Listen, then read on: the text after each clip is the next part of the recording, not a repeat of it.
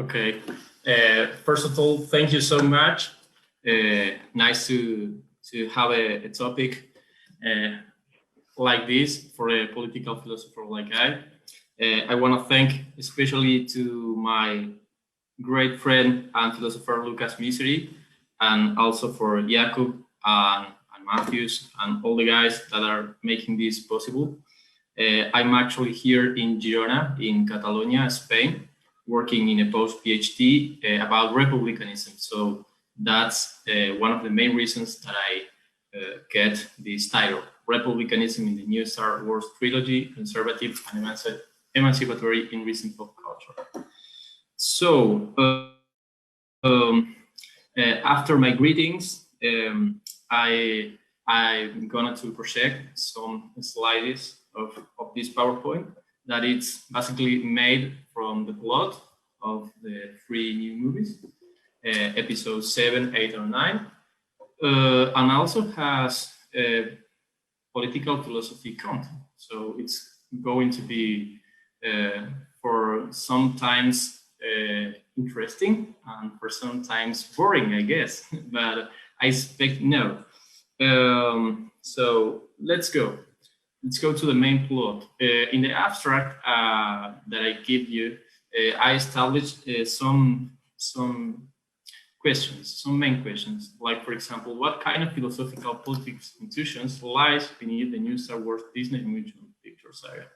There could be a more profound political message under these theatrical representations. That's going to be the main question. I'm going to briefly analyze the plot of the 3 movies or some extract of it and connect it with some intuitions or philosophical intuitions rounding about feminism, racism, and republicanism. All those 3 issues. I also expect that in this particular moment that we are living, this worrying moment, and not only about health, but about politics, it settles, I don't know, at least a humble, but a very good message. I think the worst virus nowadays is domination. So frequently when we think about science fiction movies and political philosophy, we know that there's a special bond between them. Independently of the main picture or the theory we are analyzing, could be, I think, at least 3 perspectives: the context perspective, the script perspective, and the character perspective. The context perspective. First, the ideas of a far galaxy, new planet, futuristic civilization give us the perfect frame to explore some interesting analogies and metaphors. This could be named the context perspective. Second, the main topic of many science fiction movies reveals a complex and vivid political conflict that at first sight doesn't perfectly match with our actual societies. This could be considered as the script perspective. Third, we can consider some explicit or implicit role assumed by every character. This could be named the character perspective. So in this particular essay or article, I'm going to take or pay more attention on the script perspective without forgetting the other 2. What about the main hypothesis in this presentation? I think there could be 3 main hypotheses, and they all run about the topic of republicanism. First of all, hypothesis A is described as a complex emancipatory political perspective, republicanism in this field, rather than a square political form guided by the standard of anarchy.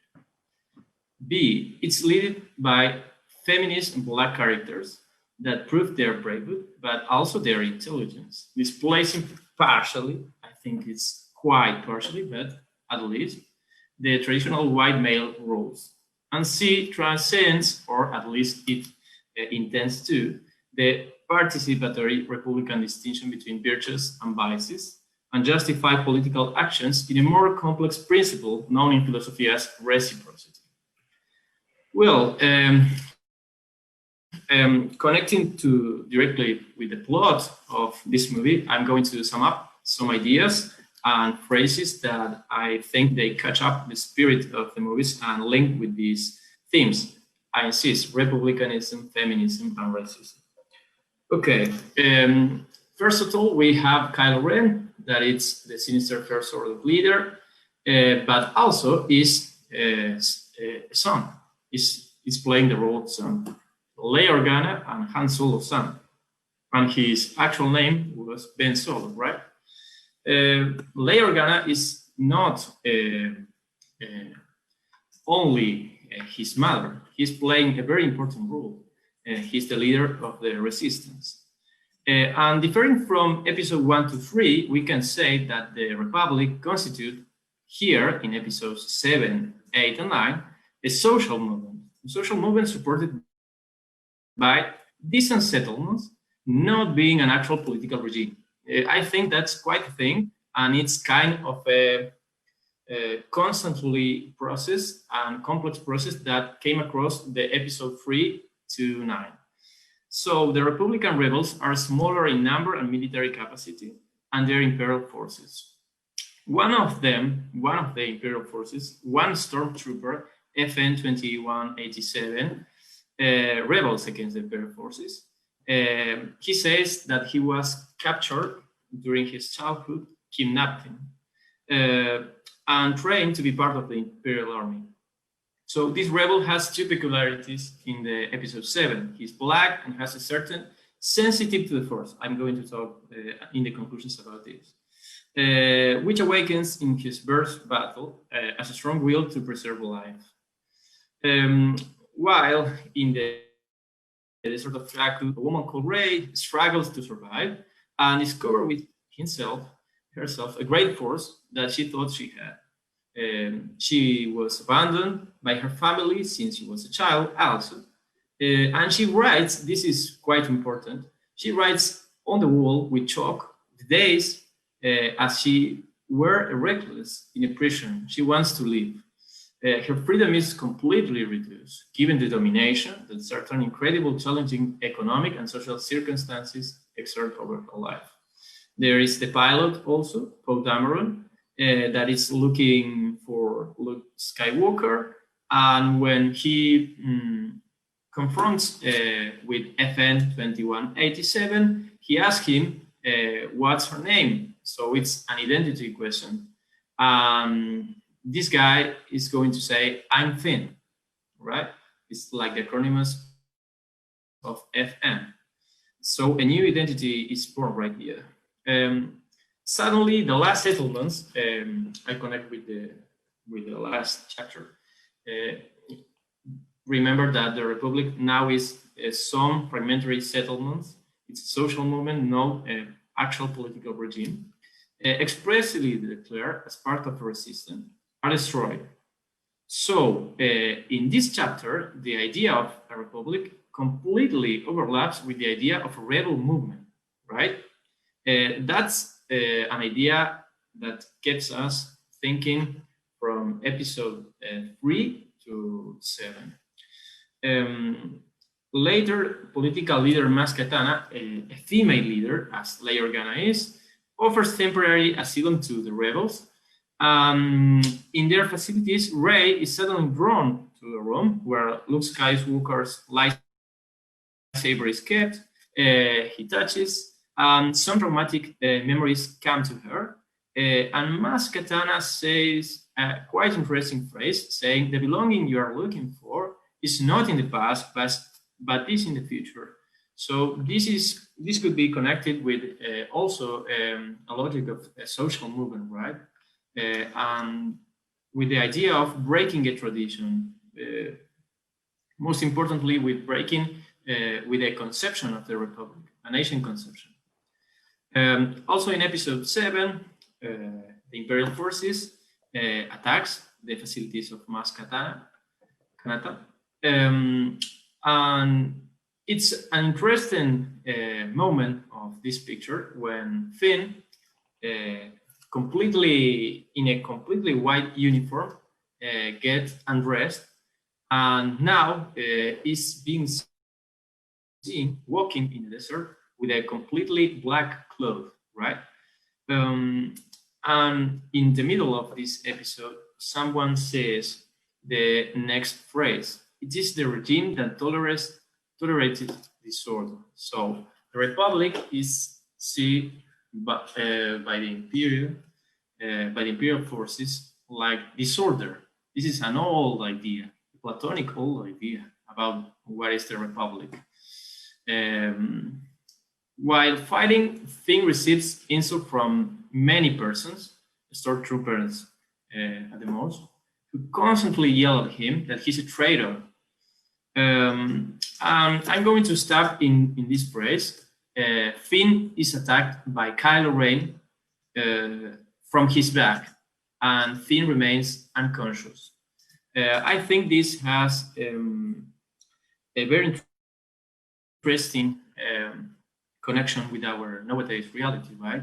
A black person attacked from his back and remain unconscious.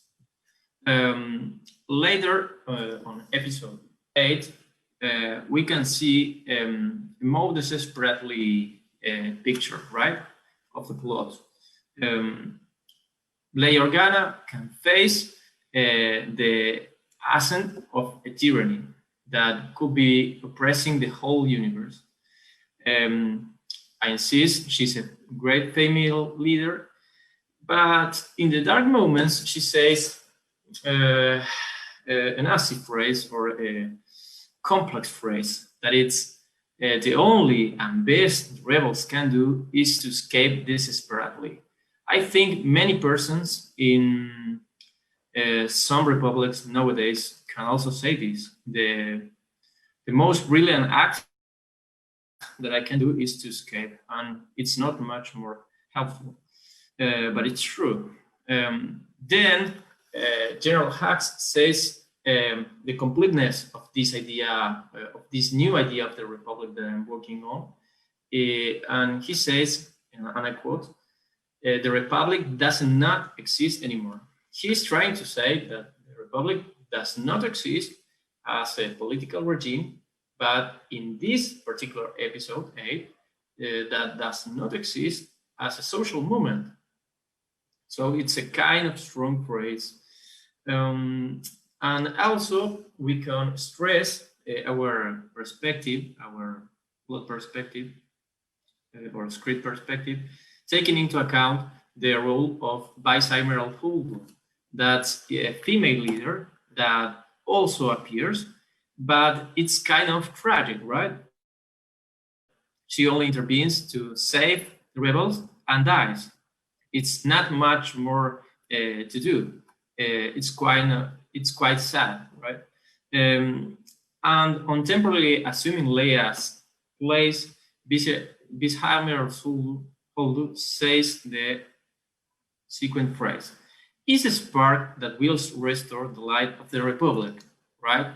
So republicanism in episode 8 could be in his best day, sparkle, right? Spark. It's not even anymore a political regime or a social movement. Then Ray gives in this famous capture, Ray gives Luke his lightsaber, and he says that the Jedi religion must disappear. I think we can interpret this phrase like that a traditional way of thinking emancipation could be disappearing, and we need another one. We must actualize that idea. So also Luke says the next thing: the Force does not belong to the Jedi, but belongs to everyone. To say that it will die with them is only a sign of vanity, right? And saying this is saying that it's not going to be an elite of persons that save us. It's going to be ourselves that can save. And then another female character, Captain Phasma, tells to Finn that he is a bug in the system. In the Black Lives Movement, there is many phrases like this that many persons are considered like bugs in a nasty political system, right? Then Rose says something to him that I think we can interpret. And she says, by fighting what we hate, but by taking care of what is ours, are we going to win, right? So this is especially connected with the hate discourse or hate speech, right? It's not going to be hating the other part or polarizing our political views that are we going to be better. Going rapidly to episode 9, the rebel forces discovers this quite interesting thing, that the Emperor Palpatine has not died and has building his revenge quietly from the shadows. The continuous attacks against the remnants of the Republic resistance are described here in this episode like this: attacks on the free worlds. This is a quite interesting phrase, because here we can establish a bond between liberty and republic, right? Also, Palpatine, of course, tries to convince Kylo to unite to him, and then Kylo do the same thing with Rey without any exit, and Rey maintains her position, but her Republican position, I don't know that she maintains in a whole meaning the Jedi position, right? Because she has her doubts, and suddenly Luke appears to her and says that it's not important the blood question, but the political ideas. Here is the phrase. Luke says to Rey, some things are stronger than blood, right? So during this episode, the thing of having a particular identity is changing from having a biological or biological identity to having a political identity, I think. So Rey takes a political departure. And I also wanted to stress that for the very first time in episode 9, Leia Organa is saw as a Jedi master, right? Okay. And finally, to take into account, Paul Dameron in this episode said a very interesting thing. We have each other, that's why we won. This could be read as a particular interpretation of fraternity, right? A Republican principle. And then another interesting phrase that the new general board that replaced Hux says, commanding the Imperial fleet, where did this fleet come from? And he answered, it is not a fleet. One of them answered this, it's not a fleet, they are only people. Saying they are only people, they are also stressing in this episode the thing that is not going to be an elite that is going to take a part of the main social movement, right? Okay, going to the main philosophical political aspects of my presentation about republicanism. From about 10 years to now, I've been defending a particular perspective into the republicanism realm, that it's called reflexive republicanism. The term is of my own authority, so it has its own problems, its own new problems, but it also its new attractives. I think reflexive republicanism could be summary in 3 main things. It continues dialogues in a reflexive way with another Republican approaches, normative non-Republican perspectives, and actual relevant political problems. So I'm going to present some of them. Some of the main Republican perspectives nowadays, representative Republican perspective. For example, we can see it in the works of Philip Pettit and Richard Bellamy. And the main principle here is non-domination. and it seeks to establish itself as an adequate middle ground between libertarianism and populism, right?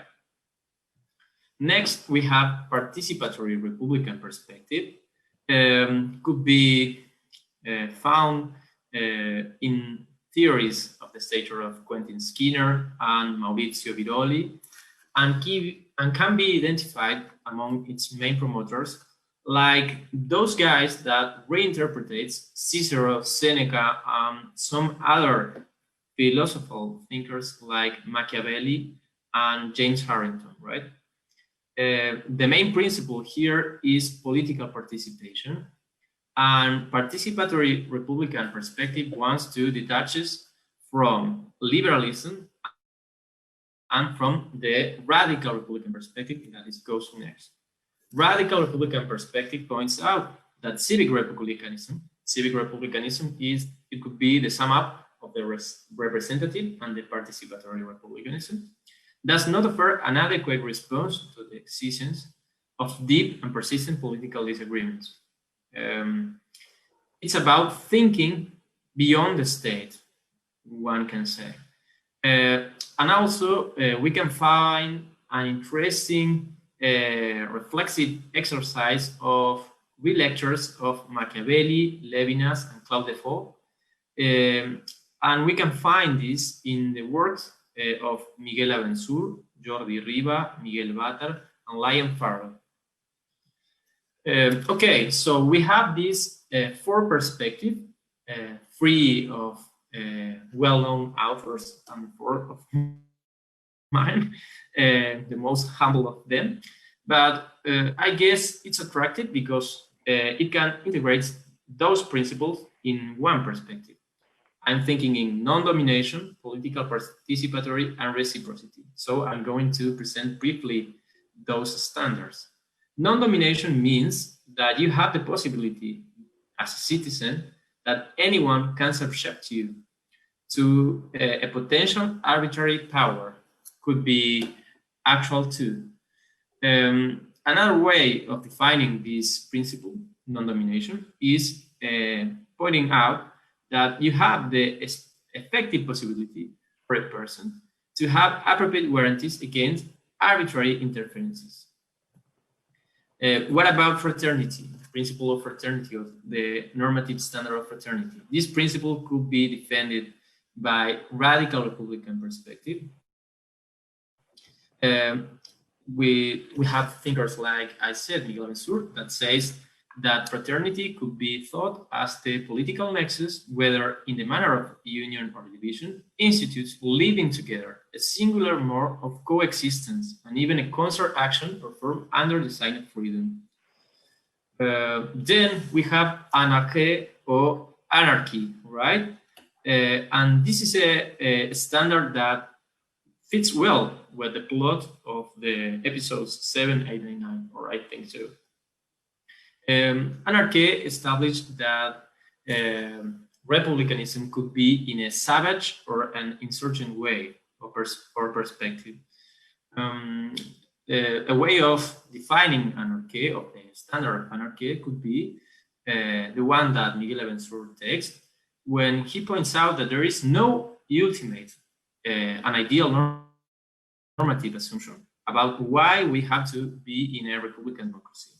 This demarcates the idea of lack of principle as an order to follow in order to whoever wants to fight against domination. And then, lastly, in these standards presentations, we have reciprocity, the more complex of them. And I take it from a very particular perspective, that it's deliberative democracy, well presented by Amy Goodman and Dennis Thompson. And they say that reciprocity could be think as a type of mutualism that must mediate between citizens and representatives in government, connected with public affairs, of course. It implies the ability to seek just and legitimate terms of social cooperation between citizens.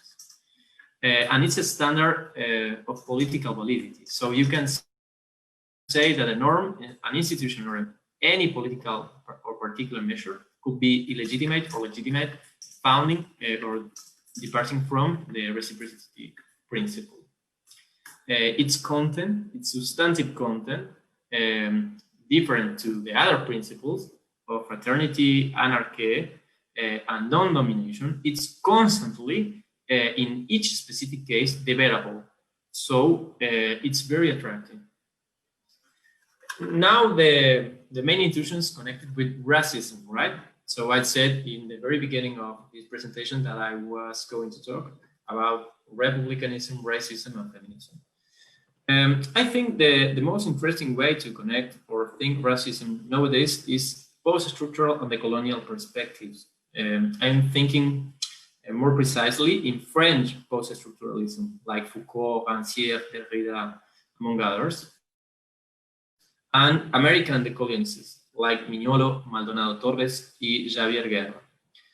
Our reflexive Republican perspective, or my reflexive Republican perspective, makes place for this kind of perspective, right? This is one interesting thing to say or stress. The other perspective, representative, participatory, and radical Republican perspective, does not make a place for them. And okay, what are the post-structuralists and the colonialists says?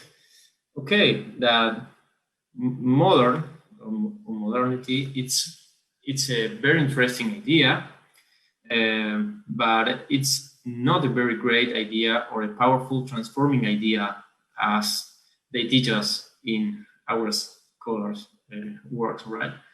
Jacques Derrida, for example, or Walter Mignolo says that we must be warned about this perspective. Because of what? Because of coloniality and coloniality of power. Coloniality refers to the actual persistence of colonial power structures, right?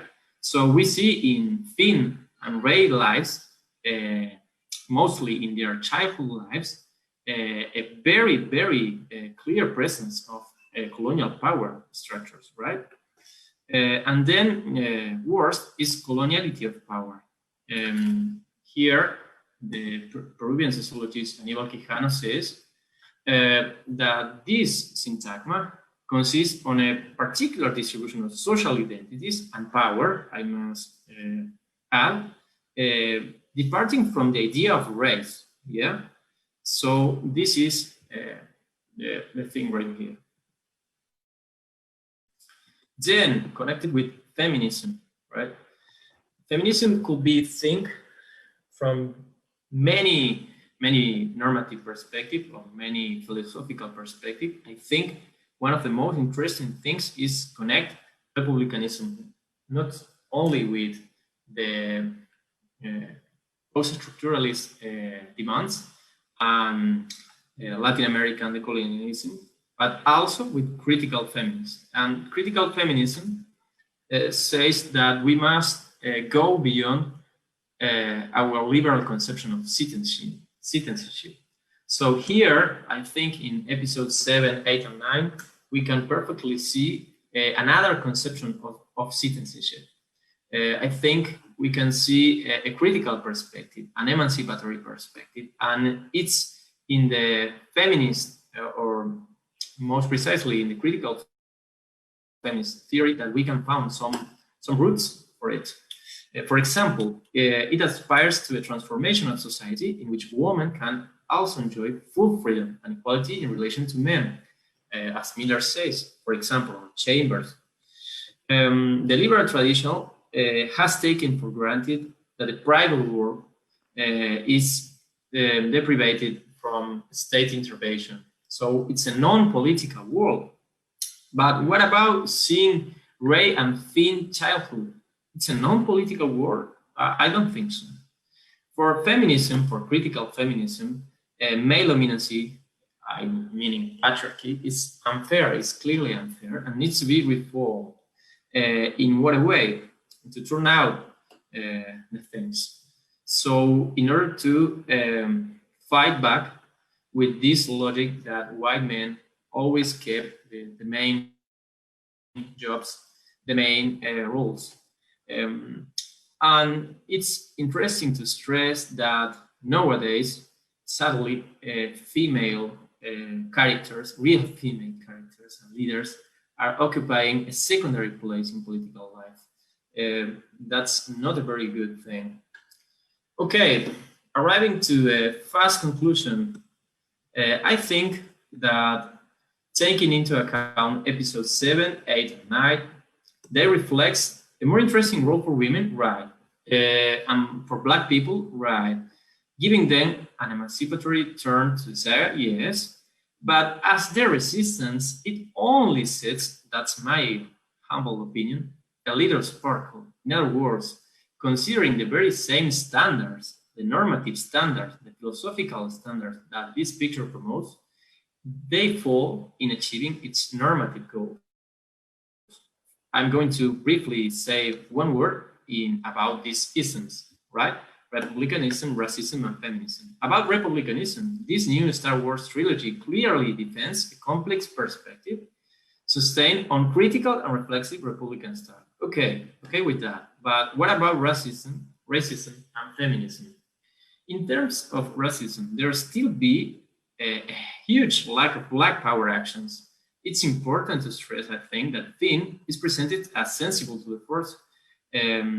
I talked previously with Matthews about this, but he doesn't take the Jedi path. That's quite interesting. Also, he's defined as a doubtful person, and I don't think that Boyega, the actor that gives him life, it's a doubtful person or a person that does not be completely sure of its political ideals, right? And finally, in terms of feminism, the character of Leia and the character of Rey presses us with many questions. I just only consider two of them. Leia could be a more interesting character, I think. For example, the very fact for looking to Luke, his brother, his white male brother, as the last hope during so many episodes, it's like a renouncement, an explicit renouncement to the feminist proposition or the feminist perspective. And in Rey's case, it seems such a powerful character that does not feel well to be in love with a sociopath like Kylo Ren is, even after his redemption. So I expect to be clear. I think my English is kind of rusty today, but I'm just very thankful for you for having this time and the space. So thank you so much. May the Force be with you.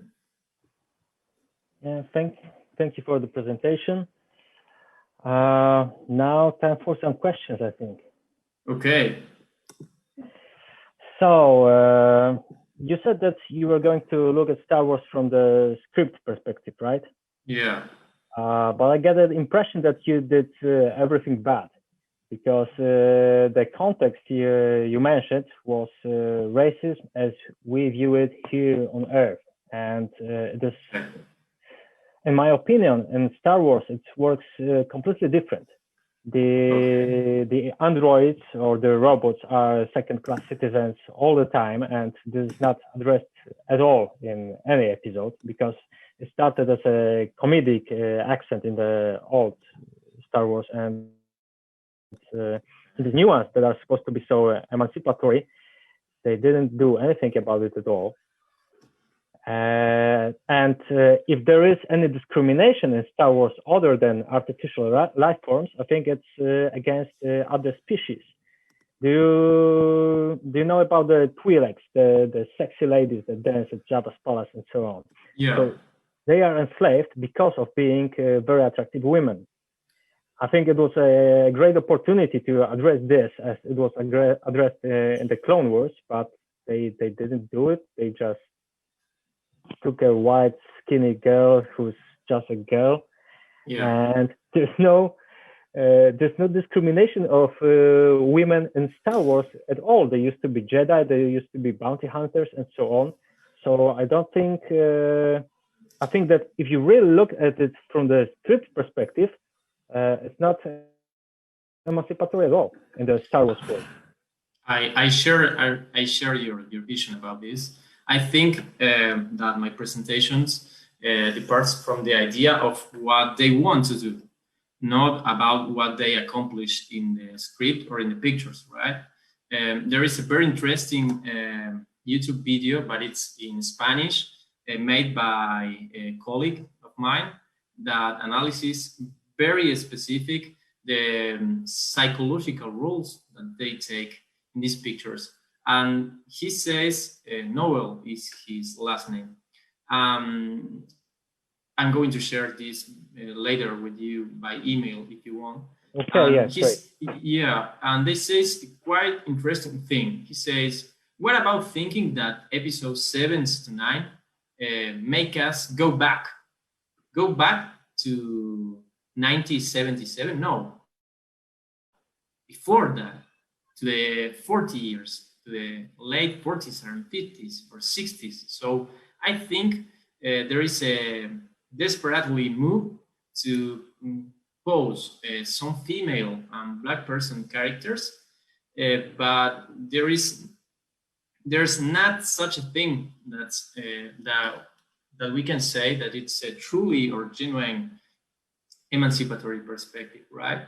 I think that the very same normative standards that the picture names and the phrase says, they are not accomplished in the pictures, right? For example, in psychological terms, there is no such a thing as an arc of apprentice, right?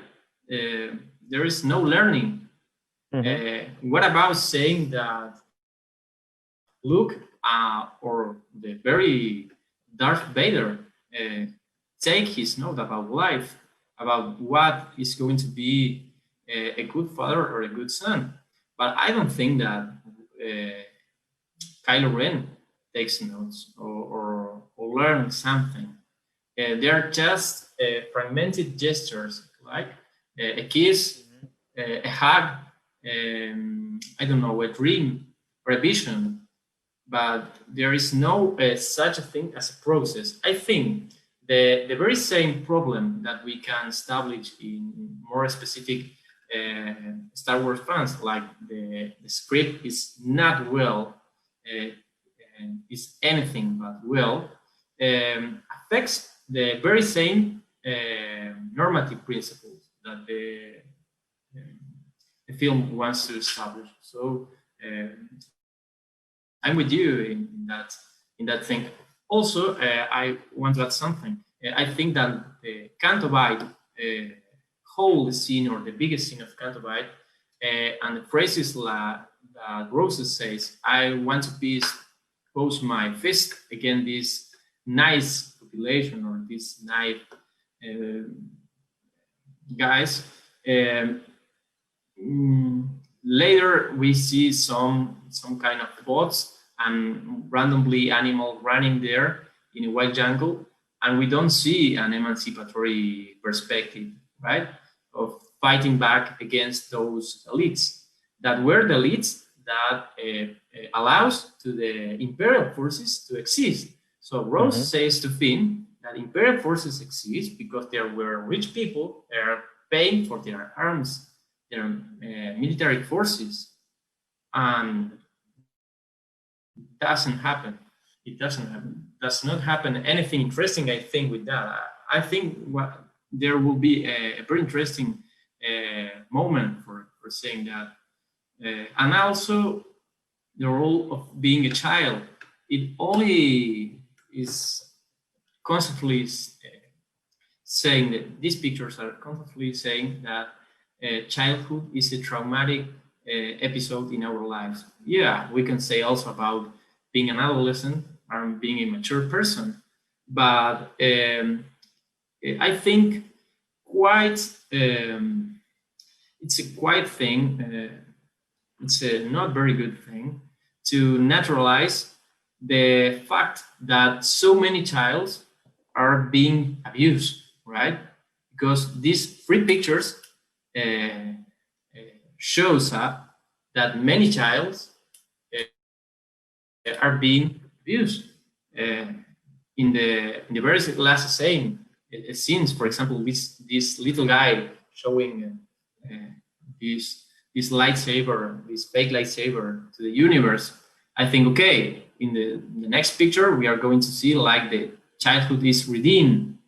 We are seeing another narratives about being a happy child, not perfect, but being a happy child.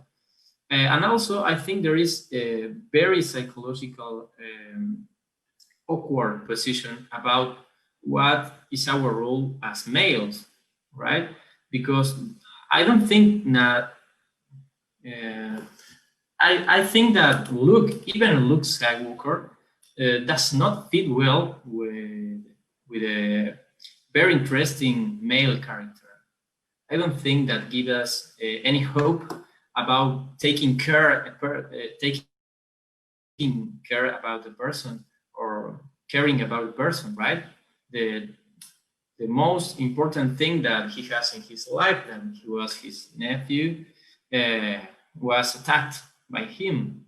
Mm-hmm. So Kylo turns out to be a bad guy because an aggression that he suffers in his adolescent time. So once more again, I think there are much more troubles right there. I don't know, are the writers, the script, the idea, I don't get it. But I think that also it's true that Leia in the first picture has the most powerful character than here, that it's suddenly disappearing from a very female and powerful leader into a mom. There's anything wrong in being a mom, but you can also be a mom and empower feminine leader. So they are not the opposite. And I think in episode 9, it gives us like this perspective. So I don't know if I'm dialing. Well, there were many different topics right there. Right. So, I've got one more question. Yeah. In Star Wars universe, there's always some bandits, some outlaws, some bounty hunters, and there's the outer rims. Yeah. There's no law. How do you think that works with the themes of the Empire and the Republic? The outer ring. Yeah, I think there's a big underground of right? Yeah, I think that it's a very interesting question, right? I think we can part from two very different perspectives. First, one most known perspective could be multiculturalism, that we can say there are different cultures. One of them are in the center, deciding what about being a good or a nice culture. Some of them are in the area of an arc that it's not considered the center of a nice culture, right? Mm-hmm. This could be one perspective.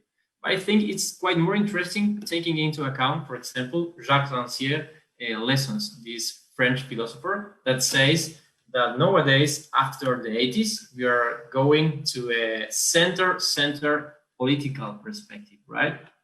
From the left and the right, we are coming to a center political perspective. So, and not in terms of being a bourgeois, but in terms of forgetting our dreams, our more radical dreams could be emancipatory or conservative. So this space, this could be named in Rancière's like the no space in the Derrida, right? There is a no space. There is a no place. There is the very negation of being in a place. It's also your question could be also connected with this thing that Leia in a moment says, that the Republic is just some dispersed settlements, right? Mm-hmm. So this also could teach us something about where is the emancipation right now, right? I think in other moments we can find a more structural political position about being in a more integral or coherent, I don't know, emancipatory or left perspective, for example, or even in the right or conservative perspective.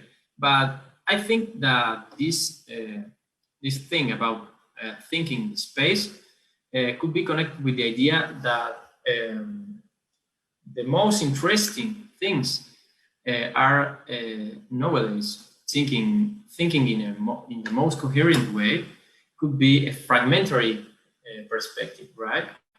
And I think that these precise movements, these precise social movements, and their specific empirical characters that I'm fighting back against domination could be connected by an arc. I think myself that playing the role of apprentice of political philosopher and writing about reflexive republicanism, it's a kind of way to a very, very humble contribution to attach dots point, right? Feminism, racism. So they are like fragmentary perspectives or fights. And I think that they are quite in the no place, right? Because the very idea of the state is being too strong today.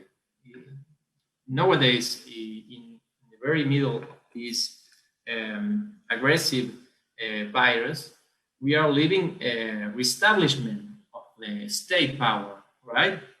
And we were fighting from the 60s to nowadays to give the state another role, yeah? And not to say to it, yeah, Mr. States, solve all my problems. No, that's not the idea. So I think that these social movements, particularly connected with feminism or racism, are making a very good effort to continue in this line, to capture some people, some persons that are completely marginalized. So this whole idea or analogy of being in the old realms, right? It's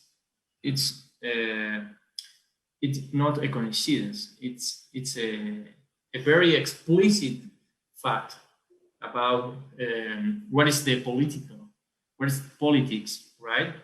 And I think that many thinkers, many interesting thinkers are right that we are assisting to a center debate, and we are forgetting there are more possibilities to think. And finally, I could also add one thing, that republicanism in this picture is the only very positive thing, but not explicit thing, is that in this new trilogy, I think that episode 7, 8, and 9, republicanism is much more connected with democracy. And this was a very interesting exploration that George Lucas played in the very first episode, right? When he sets out these balconies and all that, and allows to people to confront themselves, to discuss, but not being apart and not polarizing the discussion, right? So I don't know. This could be a positive idea, that, but it doesn't came so explicit in any way. These motion pictures says that democracy is the ideal regulative, right? Okay, I think another thing's coming up. So one final question: was the Last Jedi good or bad? The Last Jedi, good or bad? The bad. Bad? Yeah. Okay, it was better than 7 or 9 to me, but each his own. Thank you very much. I'm sending you my email to get the movie that you mentioned, the analysis of your friend. Okay. It's on the chat right now. Thank you so much, Matthews. Maybe I'll see you tomorrow during my presentation. Okay. Okay, so thank you so much. The best. Thank you as well.